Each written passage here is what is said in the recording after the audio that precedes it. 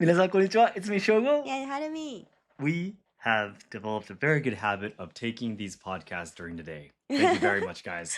We've finally realized that trying to talk for about over 30 minutes about, very important things like about our schedule and what we're up to and all that kind of stuff are, principles in life and all that kind of stuff. Really close to midnight or past midnight is not a very good idea. We're going to be using like a lot of your time during the day, and we want to provide you something that's useful or meaningful, So we have tried our best to. We've been able to film like the last 3 weeks, I think, during the day, which is great. Yes, I'm very, very happy to be able to talk to you during the day. Thank you so much. Now, Harumi has to head to her Nihonbyo, Japanese traditional dancing training very soon. Our first daughter, Hinata, actually goes to training with her right now.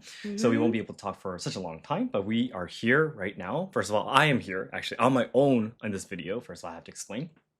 This is a men's kimono shop in Ueno, Tokyo called Fujikiya-san. Fujikiya, yeah. I believe in the Tokyo Kanto area. Fujikiya-san is probably the most famous, popular men's kimono shop. A lot of people, should I say, know about them, have been here before. And I was really surprised to know that they actually have 50 staff here. Wow. 50 members. And this is almost the only shop that they have. They have one more women's yukata shop, but it's just those two shops, and they have 50 staff to be open all the time because they have that many customers. Wow. Yeah, it was really, really fun. So it was timing. Just like I haven't showed you guys any of Takemoto-san, neither the sumo festival yet. So I think you guys haven't seen any of these videos where I was in Tokyo for like a month almost. In the Tokyo area basically for the Asayama Ichiden Ryu training camp 2025 this year. Yeah. So I was away from Kyoto, away from Harumi and the kids for about basically about a month, and I was staying in the Kanto area. So I was there were some weekends when I was free, so I was like, why not go to some places that I usually can't go in the Kanto area and try to film some YouTube videos and such. And Fujikiya-san was one of the places I went to. I also went to one more men's kimono shop, which I'll definitely be using the video in this podcast. One more men's kimono shop, Takemoto-san. And there was one place that actually invited me at that timing. I was very, very lucky. The timing like matched perfectly. But there's this new place in Tokyo. I think it was really close to I forgot. It wasn't I think it was really close to Ginza. But there was this new sumo experience kind of thing for travelers. Yeah. And they just recently started. I think they said it was still their 4th week after they opened or something, 3rd or 4th week. And they're really trying to promote the place. And they were like, it'd be great if you can come. We'd like to invite you. And so I was like, yeah, why not? I haven't, actually seen sumo in person that up close, And the people doing that were formal sumo wrestlers, not currently sumo wrestlers, but formal ones. And they were practicing there. I think they were practicing like 10 years before working there or something like that. But anyways, I should talk about I should be talking about the other I was things. thinking, why are you talking so much about sumo? No, I'm just trying to give a summary of all the stuff that I was doing. Okay. Yeah. So this is actually the owner of Fujikiya-san. Yeah, he's literally Fujikiya-san. I'm not sure if that's his real name or not. I should have probably asked him, but his name card said Fujikiya, which is literally the name of the men's kimono shop actually. Okay. Yeah. And he was explaining a lot of stuff to me actually. This is the nice shop that I have, and while we were filming, we filmed like probably almost about 2 hours. But yeah, he explained so much about what he have done in the shop and in the world of men's kimono, and there were a lot of what should I say, very interesting concepts, new ideas that he has given me. Yeah, which I enjoyed so much that I'm going to be making some separate videos, YouTube shorts and stuff like that too. But if I can quickly share them with you before we get into today's main topic, one of the things he said was, a lot of people tend to say that men's kimono are very boring and they're plain, they're, what should I say, they're usually just, just solid black or blue or brown or gray and stuff like that, and it's not so much fun. But when I told him that, I said that, well, take a look, Fujikiya-san has so many different patterns and colors, and it's great that everyone gets to enjoy these different colors and patterns, and because people tend to say it's boring. But what he said was really interesting. He told me that, well, actually, the kimonos or yukatas that we sell, the most popular ones are actually these two. And the ones he brought out were completely black or completely navy, actually. And I was very surprised. Like, I didn't know that. Why are these ones popular? And he told me it's because nowadays is the world of social media. We're living in the world of social media right now. And I was like, okay, what does that mean? So he kept on explaining. nowadays, let's say you got your first kimono Mm-hmm. and you put it on. And if you're going to be wearing kimono, usually you would take a picture or maybe take part in an event. Yeah. Like there's like a Japan festival in the area you live in. Maybe there's whatever event, enbu performance, stuff like that. If you train in budo, and so on and so forth. So you would usually take pictures. Those pictures would most cases nowadays would go on social media, right? Mm-hmm. If you wear a very flashy, a lot of patterns, Mm-hmm. standing out kind of kimono to Yeah. various events, for example. Yeah, I take part in 3 events every year. Yeah, someone's at the door. Maybe is that Hinata? Hinata might have came home. Let me go and check. Yeah, help me go and check. I'm not gonna be cutting this, guys. This is so real. It's during the day, so yeah. Was it Hinata? Yes, Hinata. Yes, Hinata came home, guys. So yeah, what I was trying to say is that if you appear in the same flashy, let's say red with a lot of patterns on it, in every single picture in different days, people seeing your pictures are going to think, wow, this guy is wearing the same clothes all the time, But, and it might disturb the background or it might disturb the other people who you're taking pictures with. So what you want, so you want to avoid that, So if you wear a very plain kimono, like just black or just gray or stuff like that, you'll easily be able to change the atmosphere of your whole fashion by changing the obi, maybe just changing the color of your tabi socks, maybe your haori and such. You'll be able to range how you look very easily. Yeah, and people won't think that you're always wearing the same kimono, but just by changing the obi belts, you'll be able to kind of change how you look like. Yeah, which you'll be able to give different impressions to everyone. Hi, Hinata. Welcome home. We're taking a podcast together right now. Hinata, please say hi to everyone. Hi. Hi. Good job. Good job. Yeah, so that's the first thing that he told me that was really interesting. I did not know the benefits of plain kimono. Yeah. I mean, I personally like plain kimono now too, because I do tea ceremony like we talked about last week. When we do tea ceremonies, when I go to my no theater training, I want to wear plain kimonos as much as possible. Yeah. So that was the only reason why I would wear just go head for plain kimono. Yeah, but now I found this new reason. I was like, that's really interesting. Now, of course, if you have like millions of kimonos like I do, yeah, you'll be able to. I just realized what you're laughing at. You'll be able to change your kimono, whatever, right? Because I have like dozens of kimono. Like people are gonna think that I have too many kimono probably because I'm wearing different kimono on every occasion, right? But if you only have like 1 or 2, and if they're really, really had huge designs and it's standing out a lot, people are gonna think that person is always wearing that. Yeah. So that's not a good thing, right? Yeah. So that's the one thing he explained. Second thing is he talked. I first for the first time I was explained about the benefits of the shadow pattern kimono. You guys will be seeing some of those shadow pattern kimono or yukata on the screen actually behind him. But there's actually some kimonos where, for example, the kimono itself is black. And there's patterns written on it, but those pictures and patterns are also black or a very dark color. So it doesn't stand out that much. Yeah. Now, the benefit of these kinds of kimono is that when you see it from a distance, it looks like a plain kimono. It looks like just pure black, basically. But when you get really close, you finally realize the subtle designs. You see, there's the patterns of a flower or whatever, stuff like that. So what's great is that when you take pictures, people don't notice the patterns so much, because it's far away, But when you actually see someone in person, they'll be able to see the patterns, so it won't look so plain, and they'll notice, you have some kind of pictures or whatever on your kimono. So it's like the best of both worlds, basically. So I did not know. I had actually plenty of shadow pattern kimono, but I did not know about that at all. So yeah, I was like, I've never actually recommended to anyone before, because of this reason. Yeah, so I was like, okay, so Fujikiya-san has been running Fujikiya, the men's kimono shop, for 13 years, he said. So it comes from his experience. And even before working or making his own men's kimono shop, he was actually selling suits.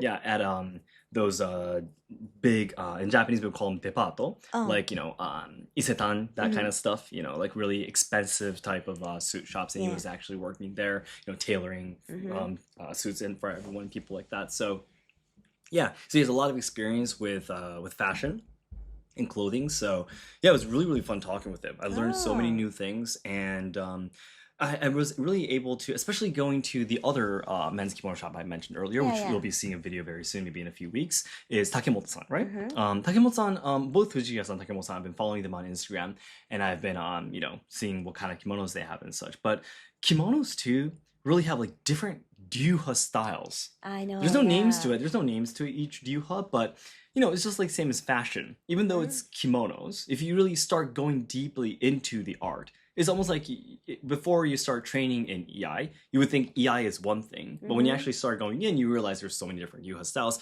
It's the same thing for kimonos too.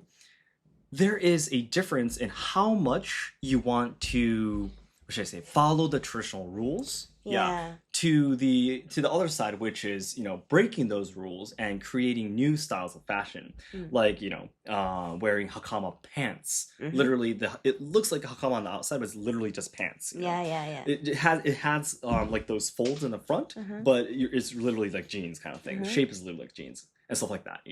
Or just like I think Fujiki-san is doing the same too, but adding hats to it, Oh, yeah, which yeah. it has existed for a very long time, Mhm. from what Taisho era Mhm. and stuff like that. Men's would combine different Western clothes with kimono. Yeah. Yeah, but I think there's different yuha styles to it, And so far, among all the shops that I've been to that I know of, I feel like Fujikiya-san is probably the most open to change Oh. and new designs and new combinations, I feel. Mhm. Yeah. And on the very other side, basically, the other side, completely on the other side would be, there's a different men's kimono shop called Ginza Samurai. Mm. Yeah.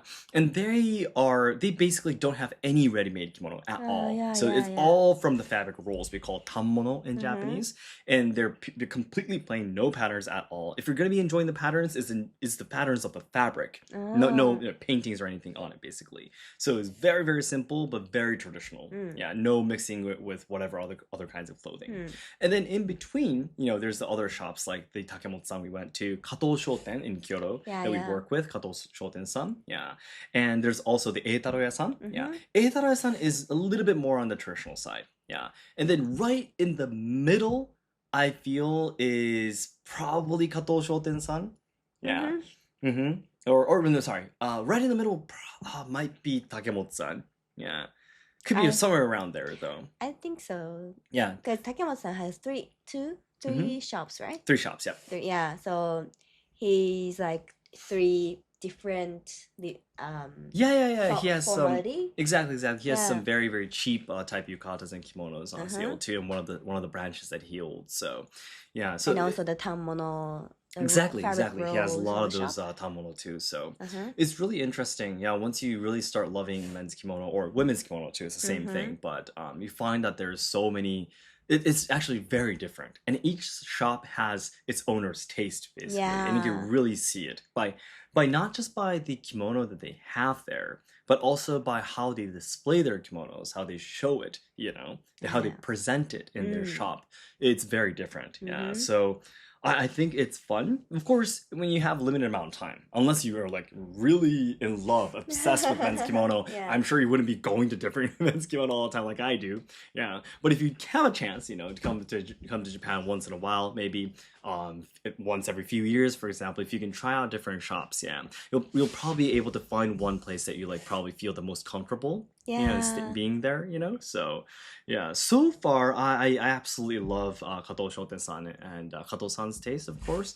But I really like Takemoto-san too. Yeah. Yeah. I really liked how he has been making newly designed kimono Mhm. from all the different fabrics that he has obtained. Yeah. So all the fabric rolls he gets, sometimes he makes them into ready-made kimono, but he combines different fabrics together. Mm. Yeah. Sometimes even dyeing them differently, sometimes adding different patterns to it, and he makes these new types of kimono. But though that's his taste, I really love so much. Yeah. So actually, when I went to Takemoto-san, I actually purchased a kimono there. Mhm. Yeah, which I think you guys might have already seen me wearing before. No, I did film one YouTube short Yeah. yesterday. Yeah, Cool. you'll be seeing me wearing it very soon. But it's a katamigari. Yeah, yeah. We call it in for the kimono. Half of it is a different design, basically. Half of the kimono is a different design. Hopefully, we'll be able to do katamigari for Usen Huma, my men's kimono brand too, at some point very soon, because it's just simply really, really cool. But we'll see how that goes. But yeah, I'm really, really excited about it.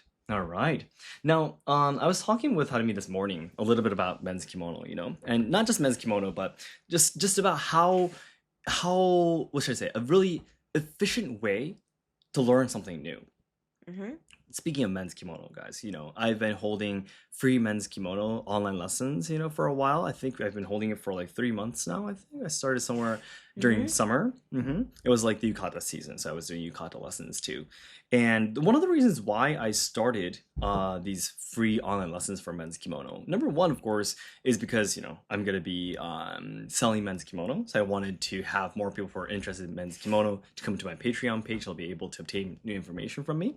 That's one thing. But the second thing I was really, really hoping to do is actually for myself to learn more about men's kimono. Yeah. So, of course, I knew about men's kimono. I've been wearing for about 10 years now. Yeah. So I know about men's kimono. I've been wearing for a long time, but there's so many, should I say, of depth, or I should say more of the details that I've been missing. Yeah. That could be about the different fabrics, could be about the different ranks, designs, seasons, all these different rules within the world of men's kimono. And by holding these lessons, even how to tie the kakuobi for men's kimono, I could do it. But could I do it like 100% every single time with different types of obi? The answer was no. Yeah. But holding these lessons, and making more videos on YouTube really helped me to have a deeper understanding. So this is what I always say. When you want to learn something new and you want to obtain a new skill or you want to learn something new, don't go to your desk and start trying to reading a book. That is something you could do on your free time. That's also necessary.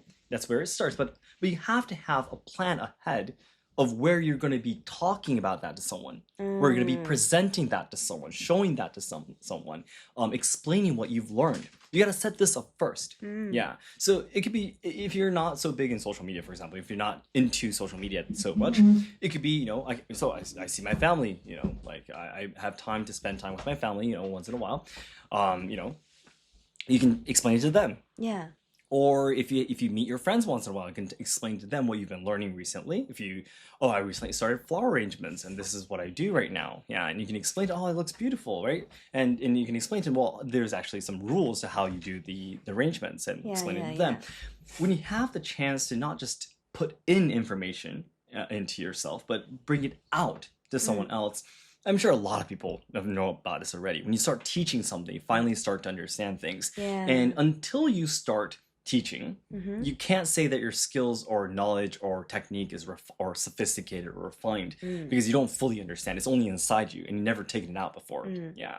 So I think that having that plan set up in front of you, when and where you're going to be telling other people about what you do, what you've learned, is really important for you to quickly obtain new skills and techniques. And so doing the online lessons, men's kimono, which I will only be doing until the end of this year, by the way, has really helped me to learn so much more.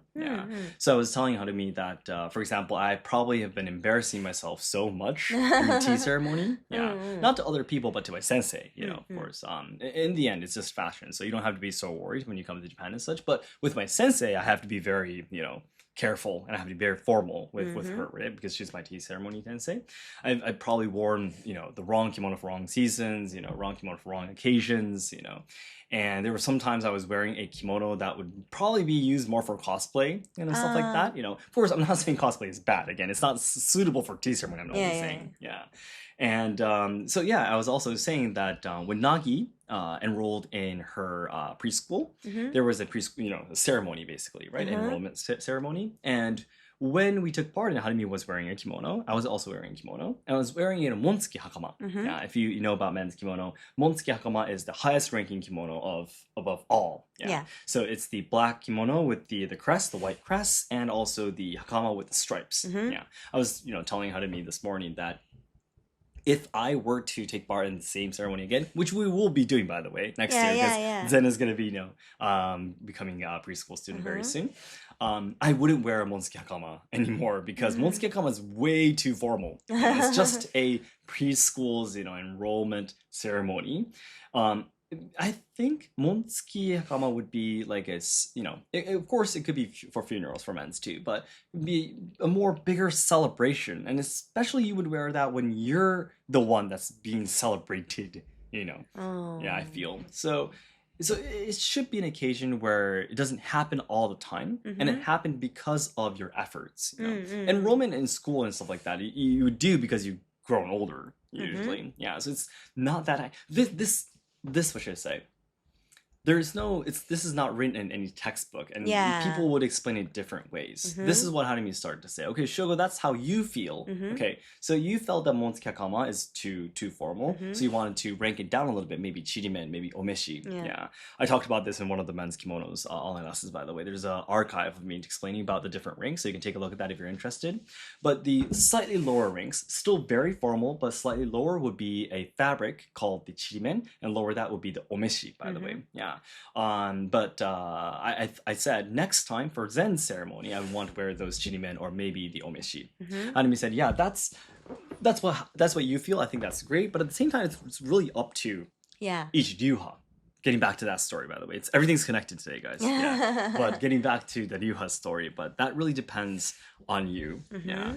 And there are, as you were saying, honey, there were a lot of people who would like to take it the easy way, just like maybe like Fujikiya-san too, which is great. We're not criticizing anyone, of course, obviously, but there are people who would be like, which is really good because we want more people to be wearing kimono, but they would be like, anything is okay. Wear whatever you want to, combine it with whatever you want to. It's a type of clothing. Go ahead and enjoy it. Yeah. But then on the other hand, there are ryuha styles. I think Snow Sensei will be a little bit more like that. On the other. Yeah, Snow Sensei is actually a little bit close to what you can wear whatever you want. But she knows all the rules. And she can tell all the rules. But she can accept others to wear as they like. What does she explain to her students like you, though? She will explain that if you are wearing this kimono in like whatever you want to go or whatever... how to say, there's no other people is featured, so it's not someone's weddings or it's not someone's ceremony. Okay. At those occasion, you need to wear your kimono for them, not for you. Okay. So it's best that you follow those rules, so you don't make them unhappy. Okay. But if you want to wear a kimono for you, for yourself, then you can wear any kimono you want. Any combination is great. Yeah, as you like. Is Snow Sensei, what Snow Sensei That's said. very beautiful. Yeah. So basically, Snow Sensei's teachings is that you got to take a look at the occasion. Yeah. If you're wearing kimono and you're participating in something to basically celebrate someone else, and you're not the protagonist basically of that scene, shujinko of that scene, then you should show your humbleness, show your respect, show your care and love to other people by wearing different ranks, by wearing certain designs, which actually shows your respect and care without saying anything. Yeah, by wearing certain types of designs and colors, you'd be like, I'm here to celebrate you. I'm one of the crowd, basically, on purpose. But everyday life, you're walking down the streets, you're going to have some coffee at your favorite cafe, wear whatever you want to. Yeah. That's your day, you know? Yeah, kind of thing, right? Yeah. That's a beautiful concept. I think that care, we might be able to call it kind of hospitality too. Yeah, I think that that's something that's alive in a lot of Japanese traditional culture, like tea ceremony we talked about last week too. But I think that's a very beautiful concept. What do you personally feel? What I mean, by the way, I feel really close to my sensei, of course, no sensei. Yeah, because I really love following those rules because I feel those rules are really beautiful to express our what did you say, the respect to show those respect with the rules.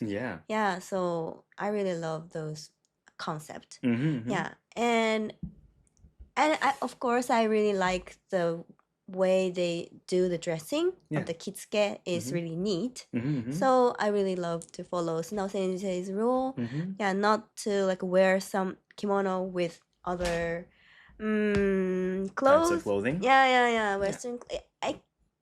I do sometimes. Mm-hmm. Yeah, but really rare. I think. Yeah. Exactly. But I don't think wearing like custom made kimono is the best. Kind of thing. Yeah, Okay. kind of thing. Yeah. That I think That's that a is a different really Ryuha. opposite ryuha Yeah, from that's a different Ryuha. Combination Western kimono kind of Yeah, thing. yeah. Yeah, you need to wear the really Traditional. Yeah. Traditional lists. Traditional list. Yes.